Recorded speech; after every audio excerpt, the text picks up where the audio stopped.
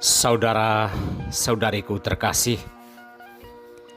inilah sampan, santapan pembangkit harapan. Bersama saya Pater Domi Kevi SVD dari pedalaman Borneo. Dalam renungan harian, hari Sabtu Pekan Biasa ke-20, tanggal 22 Agustus tahun 2020. Biarkan Tuhan bertapak dalam hatimu. Saudara-saudariku terkasih, di manakah Tuhan menapakkan kakinya? Jika di dalam bangunan gereja, maka bangunan gereja itulah yang harus kudus dan perlu berkembang dalam akhlak dan moralitas. Jika Tuhan bertapak dalam hati manusia, maka manusialah yang mendapatkan kemuliaan dan kekudusan itu. Masuk akal pertanyaan seperti ini, karena banyak orang masih mengira Tuhan ada dalam bangunan mati yang disebut-sebut sebagai gereja. Sehingga di dalam gereja ada kedamaian dan cinta.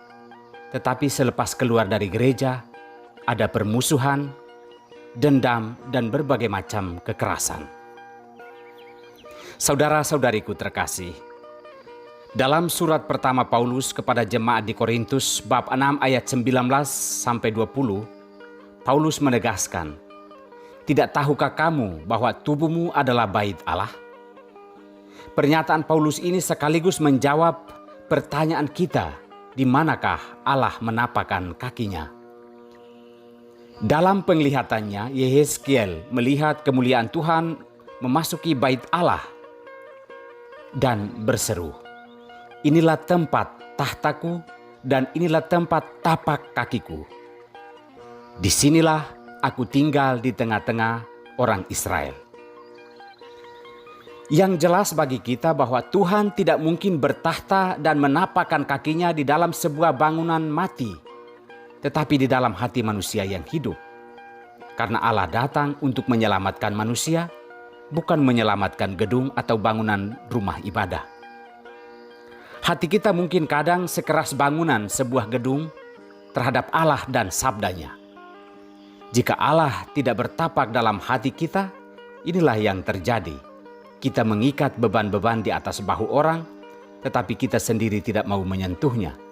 Kita melakukan pekerjaan-pekerjaan hanya untuk dilihat orang, dan suka menerima banyak pujian, dan suka mencari tempat-tempat terhormat. Saudara-saudariku terkasih, biarkanlah Tuhan bertapak dan bertahta dalam hati nurani kita, supaya dalam hidup kita menjadi saudara bagi sesama, dan kita hanya memiliki satu pemimpin, yaitu Kristus. Jika Tuhan bertahta dalam hati nurani kita, maka semangat hidup yang kita jalani adalah semangat pelayanan, bukan semangat seorang bos yang hanya mau dilayani. Biarkan Tuhan bertapak dalam hati kita, agar kita hidup sesuai rencana dan kehendak-Nya. Tuhan memberkati kita semua.